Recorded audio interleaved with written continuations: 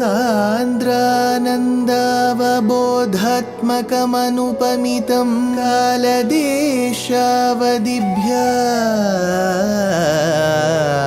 निर्मुक्तं नित्यमुक्तं निगमशतसहस्रेण निर्भास्यमानम् अस्पष्टं दृष्टमात्रे पुनः उरुपुरुषार्थात्मकं ब्रह्मतत्त्वं तत्तावत् भाति साक्षात् गुरुपवनपुरे हन्त भाग्यं जनानाम् बाहुद्वन्द्वेन रत्नोज्ज्वलवलय भृता शोणपाणिप्रवाळेनोपाता वेणुनाळी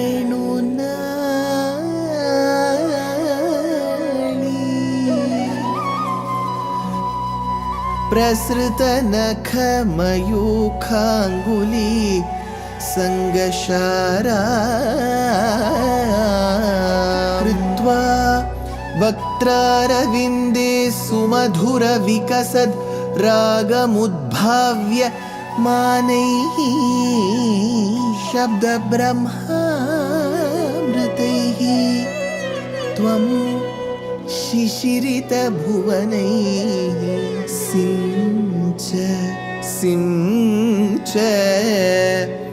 मे कर्णवीथि Gurupavanapure Hantabhagyam Janana. Namaskaram to all the Astikas.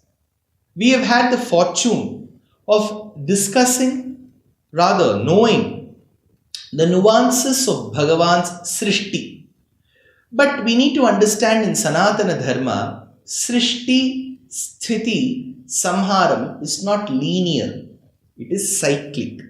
Like our births, the Jivatma is eternal. But the eternal Jivatma goes one body after the other. Punarapi Jananam, Punarapi Maranam. Bhagavad Pada says, Punarapi Jananam, Punarapi Maranam, Punarapi Janani, Jathare Shayanam, Iha Samsare, Bahudustare, Kripaya Pare, Pahi Murare. It is a cyclic process. Srishti, Sthiti, Samharam, Srishti.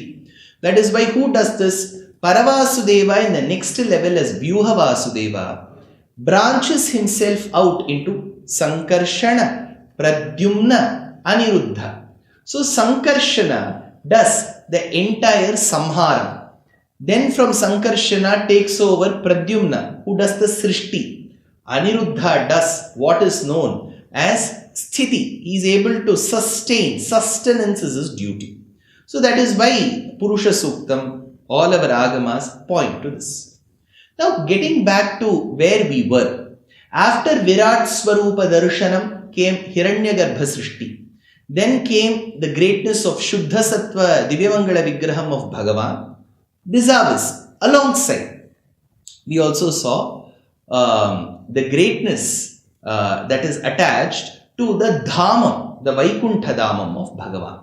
Then we also saw how the existence, when it goes to Pralayam, Naimitika Pralayam, Nitya Pralayam, Prakritika Pralayam, Mahapralayam, how everything gets together into Bhagavan's abdomen, like how Brahma gets to go seeking substratum, Adharatvam in Bhagavan. Then Bhagavan commands the time, which is a concept, Kala Tattvam, saying that wake me up when the deluge is over. And that Kala Tattvam which is subservient to Bhagavan wakes him up. So all this while he was in the yogic slumber. It is not sleeping alone. It is yoga. It is a form of yoga. So now that he has been immersed in yoga, from his Nabhi comes a Padmam. And in that Padmam is seated Brahma. So we also dealt with the word Parardham and Kalpam. And in Kalpam we dealt with the first of the Kalpams called Brahma Kalpam. And the last of them all in the first Parardham, which is called Padma Kalpam. So Bhaṭṭatiri takes us through this journey in the last shloka of this Dashakam number 8. 13th shloka, Dashakam number 8. Asmin paratman nanu padma kalpe tvamitham uthapita padmayonihi ananta bhuma mama rogarashim nirundhi vatalaya vasa Vishnu. He says, hey Vishnu, hey Paramatman, hey Bhagavan, Vatalaya Vasa, the one who stays in the abode of Sri Guruvayur, Vishnu, the one who is Vishnu, Tvam Ananta Bhuma, your Bhuma, your glory, your magnanimity is infinite. Tvam Ananta Bhuma, Asmin Padmakalpe, in this Padmakalpam, so he says in this Padmakalpam, Uthapita Padmayonihi Itham. So you awakened the Brahma who was born in the lotus. Why should he again say lotus? See, there is a Mahabharata vachanam here. Tvatto me manasam janma prathamam dvija pujitam chakshusham vaidvitiyam me janma chasit puratanam tvat prasadattu me janma tritiyam vachikam mahad tvattaha shravanajam chapi chaturtham janma me prabho na satyam chapi me janma tvattaha panchamuchyate andajam chapi me janma tvattaha shashtham vinirmitam idam cha saptamam janma padma janmeti vai prabho. So Brahma tells Bhagavan, at different points in time I was born from your Vapuhu in different forms. So he says, Tvatto me manasam janma. Firstly, I was born from your manas. Then he says, Prathamam dvija pujitam. Next, chakshusham vai dvitiyam me. Next, I was born through the eyes. Janma chasit puratanam. Tvat prasadattu me janma tritiyam vachikam mahad. You said Brahma and I was born. Vachikam mahad, just a word was enough. Tvattaha shravanajam chapi chaturtham janma me prabhu. From your ears I was born. Na satyam chapi me janma tvattaha panchama uchyate. So in the fifth I was born from the nose. Next, andajam chapi me janma tvattaha shashtham vinirmitam. Then I was born from the egg, which is the andam. Then he says, idam cha saptamam janma padma janmeti vai prabho. In the seventh I am being born from the lotus. So there is a Mahabharata vachanam that supports it. That is why Bhaṭṭatiri says, asmin padma kalpe uthapita padmayonihi itham. So this kalpa itself is called Padma Kalpa. In this Padma Kalpa, Brahma, who is the lotus born, was born from the lotus held by Parabrahman, Paramatma from his navi. Uthapita Padmayonihi Nanu Nirundhi Mama Rogarashim. Please eradicate my ailments thereby. So we have understood this shloka. There is an aitihyam which is attached to this shloka, which is known to all the astikas bereft of languages across the world. What is that? In the last 100-120 years, if there is one Acharya who was extremely famous for the efforts that he took to revive the Vedic tradition in India, retrieve many shakhas that were once lost, thereby aiding many scholars, and through his sheer knowledge and tapo-shakti was able to influence the life of his devotees in a very positive and a blissful manner, is the Paramacharya of Kanchi, called as Chandrasekharendra Saraswati.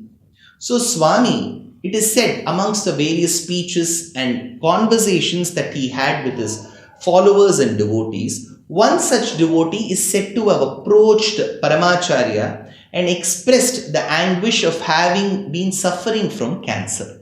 That is when Acharya told, why don't you recite the 13th shloka of the 8th Dashakam of Nārāyaṇīyam.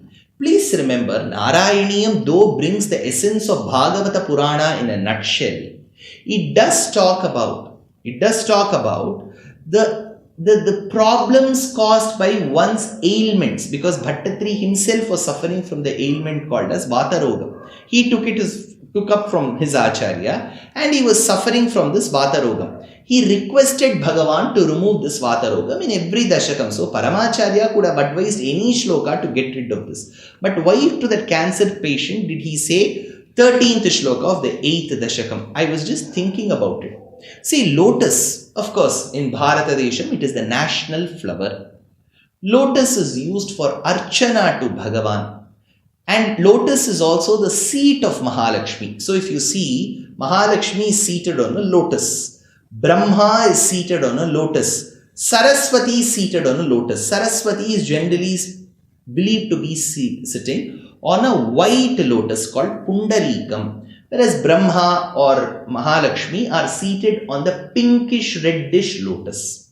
Now when you look at Bhagavan's eyes, Shurpanakha goes and complains to Karadushana that she has been humiliated. Even then, she doesn't forget the lotus eyes of Bhagavan. She says, Tarunau Rupa Sampannau, Sukumarau Mahabalau, Pundarika Vishalakshau, Chira Krishna Jinambarau. She compares the eyes of Bhagavan to the petals of a newly blossomed lotus.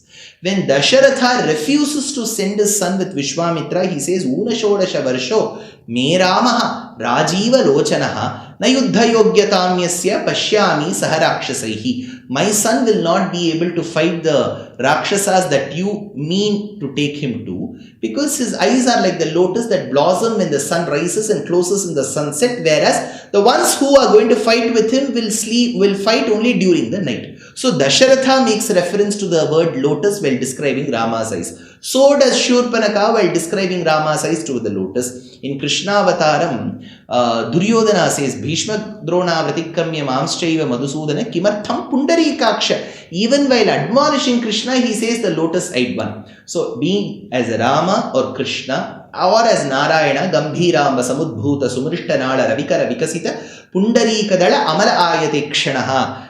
When compositions are written, they say Rajivaksha, Pankajalochana, so on and so forth. So the Lord's eyes are compared to the lotus. The seats of Saraswati, Lakshmi and Brahma is the lotus. The national flower of Bharatam is lotus. And above all, the mystic poetess Andal says, Karpuram Narumo, Kamalappu Narumo. The smell of the lotus is also very intoxicating. So the smell of the lotus is regarded. If you go to the country called Brahmadesham, which is current day called Myanmar, you will see silk made from the lotus threads. So lotus is used for that. Then you also see the lotus leaves, which are used as disposables. So lotus serves a lot of purpose alongside the tubers which are consumed by many Bharatiyas. So lotus serves so many purposes. Now what does this lotus signify? Lotus signifies the symbol of hope drawn or born of marshes. Unlike other flowers which are born and blossom in neat surroundings, lotuses are born in marshes.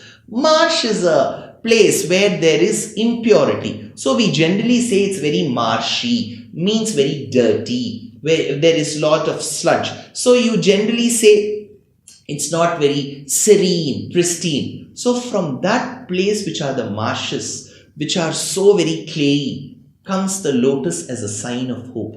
Similarly, in our body functions, I'm sure there will be extremely well-read medical practitioners who are listening. In our body, we have cell, and the cell has a nucleus. This nucleus acts something like knowledge, jnana pradata. If the cell which is born has a lot of defects, it tells the cell, now do an apoptosis. Apoptosis is programmed cell death. It tells, oh cell, you are born with damages, you will serve no purpose to this human being, die yourself. It is called programmed cell death, apoptosis. So a cell is supposed to do that. It keeps doing that in our body because in our body millions of cells are born, millions of cells are dead in a day, in a minute, in an hour. So this cell should do it. If cells which are damaged cells, affected cells do not kill themselves, such cells, damaged cells, form a tumor. And the doctor will diagnose whether this is a malignant one or a benign one. And then they will provide treatment that way. So to a cancer patient, where there are damaged cells which have formed a tumor and thereby the cancer patient suffers, that patient waits for a ray of hope. So this Dashakam dealt with lotus all throughout. in the marshes is born lotus as a sign of hope. So this particular shloka, Paramacharya must have thought, like how it gives rise to Brahma at the end of Pralayam, because Pralayam is over, now the cause, Srishti has to begin. When nothing is there, light has to emerge. That is why when the lotus emerged, we said Dhvantam, darkness went away. Darkness has to go away, light has to come, life has to be hopeful. You should hope for something good. That hope comes in the form of lotus, and seated on that lotus is Brahma, where he does good Srishti. Thereby, if you keep reciting this alongside taking advice from your oncologist, from your doctor, even cancer patients with the help of Bhagavan's grace will be able to overcome. See, faith can move mountains, they say. So faith on Narayana will surely bring grace to all those patients who are undergoing a lot of pain through cancer, through chemotherapy, through treatment, so on and so forth. Paramacharya must have thought about this. Sanatana Dharma never says we are against medicine. Advice, take advice from your doctor. Please do follow that strict regime, whatever your doctor says. Please undergo that treatment. Alongside, Bhagavan's grace is extremely important. And this shlokam, the 13th shloka of the 8th Dashakam of Narayaneeyam, will help overcome the problems. Asmin paratman nanupadma kalpe tvamittha muthapita padmayonihi ananta bhuma mama roga rashim nirundhi vatalaya vasa vishno. May Guruvayurappan bestow good health on all the astikas.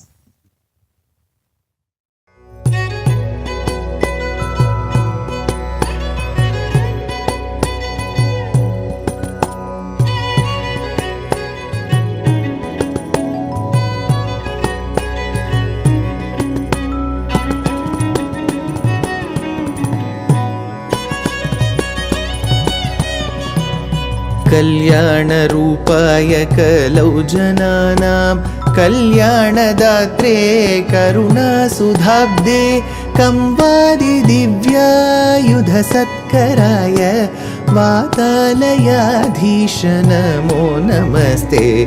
Narayan Narayan Narayan Narayan Narayan Narayan Narayan Narayan Narayan Narayan Narayan Narayan Narayan Narayan Narayan Narayan.